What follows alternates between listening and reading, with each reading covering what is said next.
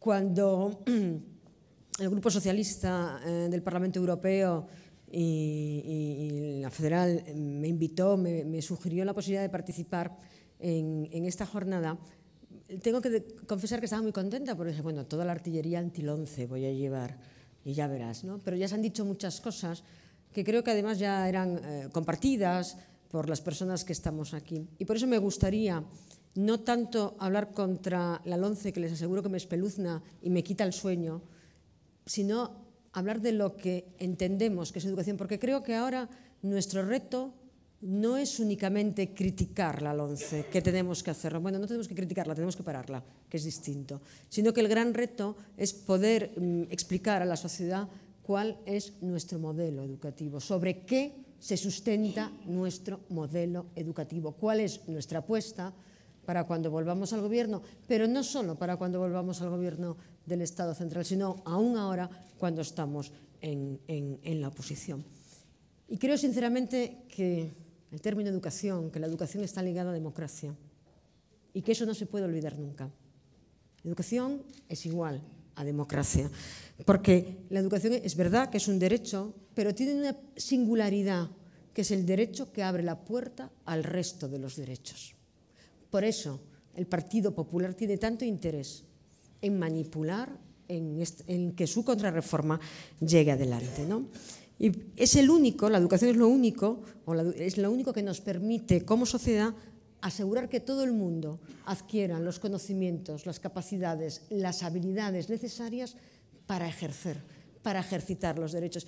Porque en el mundo de los derechos hay dos niveles. El del reconocimiento, primer paso, sin duda alguna, pero hay un segundo nivel, garantizar el ejercicio de esos derechos.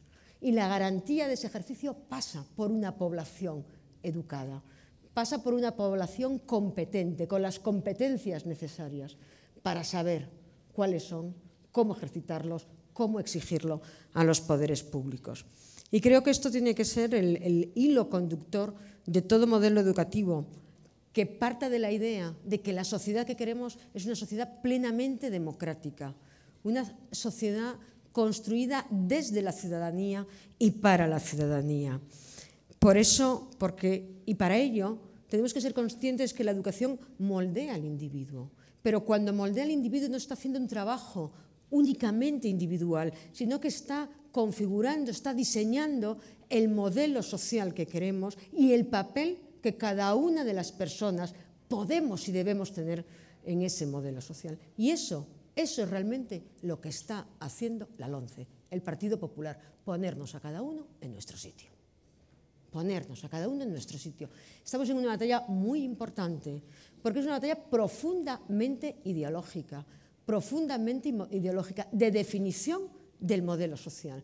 Queremos un modelo social para todo el mundo, entendido como ciudadanía activa, con capacidades, con competencias, que pueda opinar, que no sea manipulable, que no sea llevable, que nos exija a las administraciones y los poderes públicos aquello que quiere, aquello en lo que cree. O queremos una sociedad adormecida, seguidista, que solo se conforme con cumplir un conjunto de normas más o menos difuso, más o menos claro, que al final significan cortar sus posibilidades vitales. Y claro, el problema es que al cortar las posibilidades vitales, corta las posibilidades sociales, nos recorta como sociedad,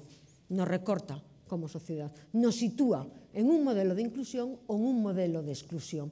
Porque esta es la clave. Lo que estamos discutiendo es, efectivamente, si la escuela es para todos y para todas o si la escuela, la educación, es para unos pocos.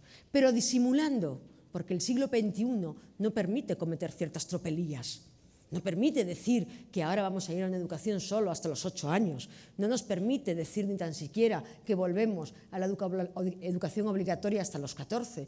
Por lo tanto, hay que hacer todo un maquillaje, construir toda una estética que pueda hacer parecer que se trabaja por la calidad, que se trabaja por la excelencia, que se trabaja por eso, que puede calar, porque es verdad que hay una lluvia fina, que puede calar en muchas familias Las familias son muy importantes en la educación.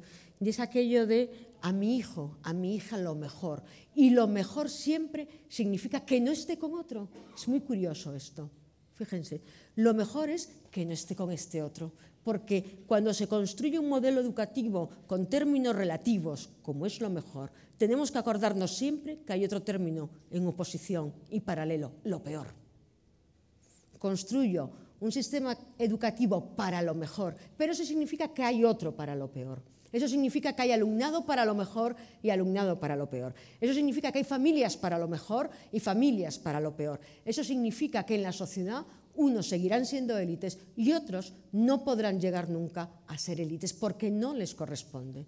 Y de eso estamos hablando realmente. Y por eso creo que lo que debemos definir, lo que debemos defender, es que nuestro modelo educativo no es exactamente la defensa de una ley concreta, va mucho más allá. Es la defensa de un modelo social determinado que está pensando en la mayoría, que está pensando en todo el mundo, porque realmente es un modelo para la democracia sin excusas, para la democracia total y absoluta, con todos los riesgos que conlleva, con todas las incomodidades que a veces conlleva, para quienes están a veces en las administraciones gobernando, para escuchar, para que la gente participe, para que realmente no solo tenga opinión, sino capacidad de decisión, ¿no? Por eso creo que es verdad que el reto es muy importante, creo que es verdad que estamos en un momento, yo personalmente creo que más complejo, bueno, ya sé que todo el mundo piensa aquí que es muy complejo, pero más decisivo de lo que la sociedad en su conjunto puede pensar, porque una de las estrategias que está utilizando el partido, o dos, está utilizando fundamentalmente dos estrategias: confundir o hacer que confundamos lo urgente con lo importante, y la otra es la manipulación y la perversión en la utilización del lenguaje. Porque las palabras que aparecen ya en el propio título del anteproyecto son difíciles de rebatir únicamente con la palabra. Mejora, calidad, educación. Llevar a todo el mundo a la excelencia, en principio, aunque luego lo reducen a un 8%, dar a cada uno aquello para lo que puede llegar, es decir, disimulan a través del lenguaje un sistema que se caracteriza fundamentalmente por la exclusión, y ese es el nudo gordiano. Luego es verdad que nos meten ciertas cosas para confundirnos y que nos embarremos en discusiones muy aparentes, que incluso a veces dividen a la sociedad, como pueden ser las cuestiones que tienen que ver con las lenguas cooficiales, etcétera, etcétera, ¿no? Y que enmascaran realmente lo peligroso de esta ley, hacer una sociedad de primera y otra de segundo. Y eso está presente desde el inicio, desde el preámbulo, cuando fija que realmente el objetivo de esta ley es convertirnos en trabajadores.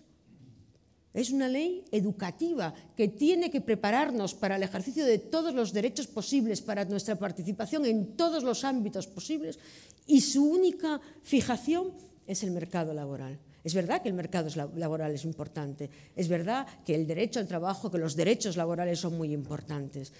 Es verdad que hay una urgencia en este país que se llama el desempleo o el empleo. Es cierto eso, pero eso, siendo urgente, no puede condicionar el modelo educativo que hagamos, el modelo educativo que construyamos, porque en el fondo va a definir las posibilidades de esa gente a lo largo de toda su vida y las posibilidades de la sociedad a lo largo de toda su vida.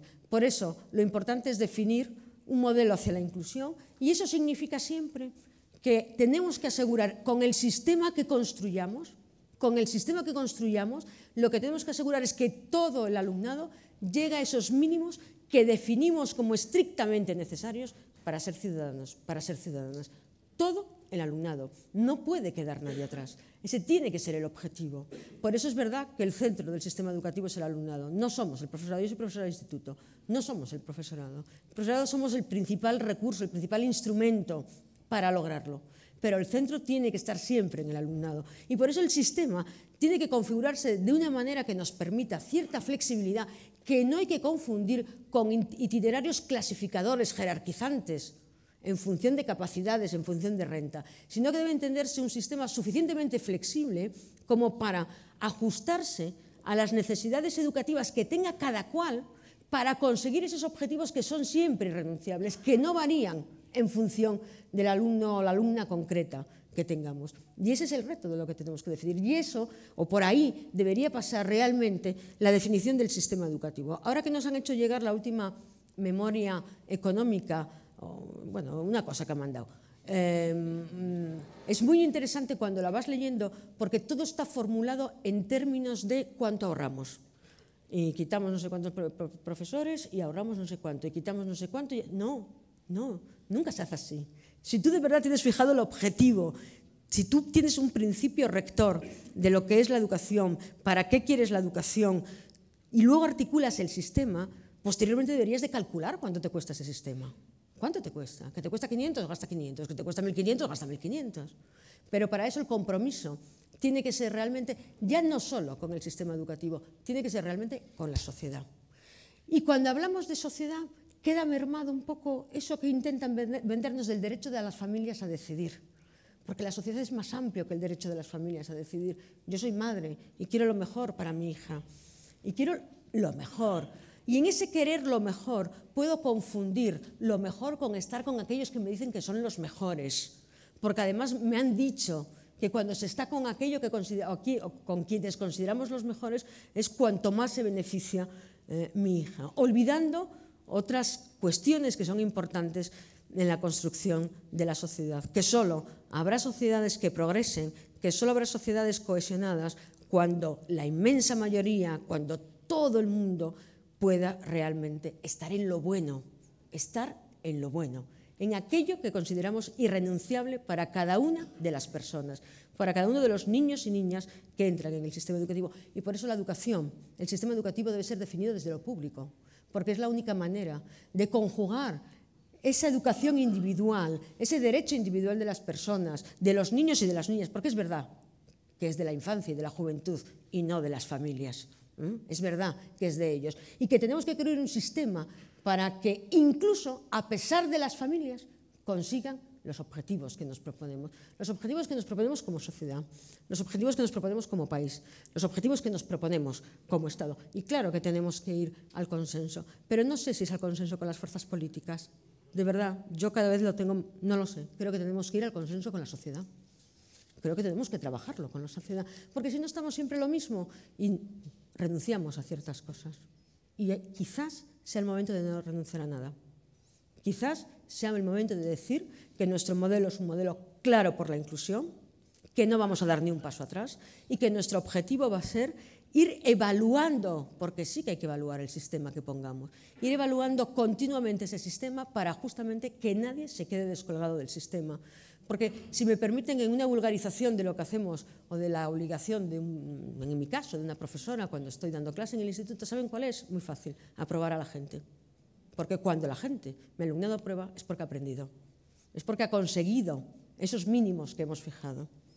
Y eso es lo que tenemos que hacer, aprobar a la gente. Es decir, construir una educación que sea lo suficientemente flexible para que al final todo el mundo logre los objetivos que nos hemos marcado, logre el desarrollo de las competencias que nos hemos marcado. Solo así podrán realmente ser ciudadanos y ciudadanas competentes, con las competencias suficientes para construir una sociedad libre, realmente libre, justa, democrática y cohesionada. No tengo nada más que decir. Gracias.